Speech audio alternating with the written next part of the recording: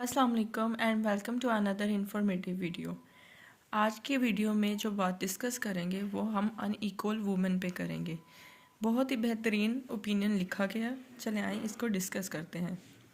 سب سے پہلی بات، کیا آپ نے کبھی سوچا ہے کہ جو لوگ ہماری خدمت کرتے ہیں، ہماری کیئر کرتے ہیں، ہمیں کھانا کھلاتے ہیں، جب ہم بیمار ہو جاتے ہیں تو ہماری دیکھ بھال کرتے ہیں، تو ان کا خیال کون رکھتا ہے؟ تو آئیے آج اسی ٹاپک پہ ہم بات کریں گے اور بہت سی چیزیں جو کہ عورت سے ریلیٹ کرتی ہیں اس کو واضح طور پر بیان کریں گے۔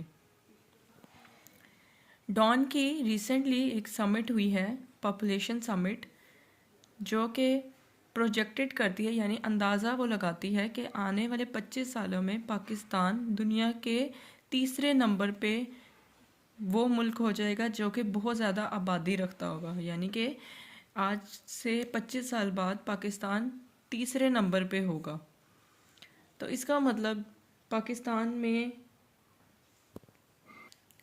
آبادی تیزی سے بڑھے گی، زیادہ بچے ہوں گے، زیادہ بیمار ہوں گے اور زیادہ بزرگ۔ تو ان سب کی کیئر کون کرے گا؟ کون ان کا خیال رکھے گا؟ یہ سارا کام کون کرے گا؟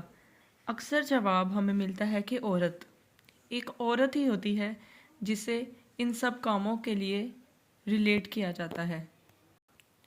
ہماری سوسائٹی میں جب ایک عورت کسی کو کیئر کرتی ہے، خیال رکھتی ہے، تو اس کو اس چیز کا نام محبت دے دی جاتی ہے کہ آیا اس کو اس سے پیار ہے، محبت ہے، چاہے وہ ماں بیٹے کا رشتہ ہو یا کوئی بھی، تو اس کو ایک محبت کے طور پر سمجھا جاتا ہے، لیکن اس کو ایز اے ورک کنسیڈر نہیں کیا جاتا۔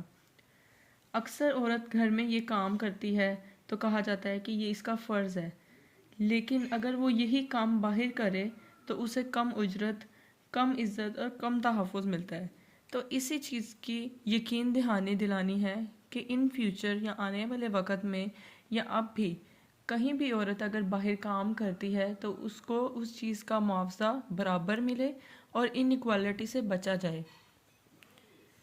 ریسنٹلی انٹرنیشنل ڈے تھا کیئر اینڈ سپورٹ کا، تو اس ٹاپک کے اوپر پاکستان سے ریلیٹڈ بہت اس چیز کو یقین دہانی بنانے کے لیے، انشورٹی دلوانے کے لیے کہ پاکستان میں انجسٹس نہ ہو، جسٹس ہو ریلیٹڈ وومنز رائٹس۔ اور اسی طرح یہاں پہ ILO، جو کہ ایک، یہ دیکھ سکتے ہیں ILO، یہ بھی ایک آرگنائزیشن ہے، یہ بھی شو کرتی ہے کہ کس طرح unequal burden for women in care work, یعنی کہ ایک غیر منصفانہ جو ہے بوجھ عورت کے اوپر ڈال دیا جاتا ہے، کبھی کووڈ کے دنوں میں اور کبھی جو شہر میں آ کر عورت دیہی علاقوں سے آ کے کام کرتی ہے تو اس کے اوپر بھی۔ اگر ہم کووڈ کے دنوں میں دیکھیں تو ہم نے دیکھا ہے کہ عورت نے بیمار سنبھالے ہمارے گھروں میں جب کووڈ ہو گیا تھا اور بہت سے لوگوں کو کوارنٹائن کر دیا گیا تھا، تو سنبھالنے والا کون تھا؟ ایک عورت ہی تھی۔ اس نے بچے بھی پڑھائے۔ ایک عورت نے آن لائن جب کلاسز ہوتی رہی ہیں ڈیورنگ کووڈ، تو اس نے بچوں کو بھی دیکھا، بوڑھے بھی سنبھالے، بچوں کی تمام فرائض بخوبی سر انجام دیے۔ تو اس طرح یہ ایک سوال نہیں اٹھتا کہ ان پینڈیمک ڈیز میں عورت کے اوپر بوجھ زیادہ بڑھ جاتا ہے، جو کہ صرف اور صرف اس کا فرض سمجھا جاتا ہے، فرض سمجھ کر، فرض کنسیڈر کر کے اس کو نگلیکٹ کیا جاتا ہے۔ اسی طرح اگر میں ایک اور مثال لوں نرس کی، جو کہ بدنامی سہتی ہیں، وہ کس طرح رات کی شفٹ کرتی ہیں تو اکثر لوگ اس کو غلط نظریے سے دیکھتے ہیں۔ میرے آس پاس بہت سی ایسے لوگ ہیں جو بچیاں ایز اے نرس کام کرتی ہیں، تو ان کے آگے چل کر رشتے ہونے میں، شادی ہونے میں بہت پرابلم ہوتی ہے کریٹ۔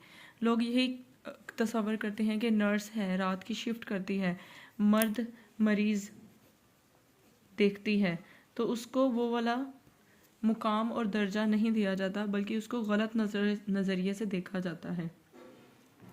اس کے بعد لیڈی ہیلتھ ورکرز کی بھی مثال لی جا سکتی ہے. لیڈی ہیلتھ ورکرز، یہ دن ہو کوئی ٹائم ہو جاتی ہے ویکسینز لگانے کے لیے گھروں گھروں میں، تو الٹیمیٹ اس کا فائدہ کس کو ہوتا ہے؟ قوم انہیں ہیرو تو مانتی ہے، لیکن تنخواہ، تحفظ اور عزت وہ نہیں دی جاتی جو یہ ڈیزرو کرتی ہیں. اسی طرح ایک اور عورت جو 8 گھنٹے کی باہر جاب کرتی ہے، گھر آ کر اپنے بچوں کو بھی دیکھتی ہے اور گھر کے سارے کام کرتی ہے، لیکن اس کو معاوضے میں کیا دیا جاتا ہے؟ کوئی تنخواہ نہیں ہوتی، کوئی تعریف نہیں ہوتی، کوئی آرام نہیں ہوتا، بلکہ یہ ایک سمجھا جاتا ہے کہ یہ اس کے فرض میں ہے. فرض سمجھ کر عورت کے ان تمام کاموں کو وہ اہمیت اور وہ کہہ سکتے ہیں کہ نہیں دیا جاتا جو وہ ڈیزرو کرتی ہیں.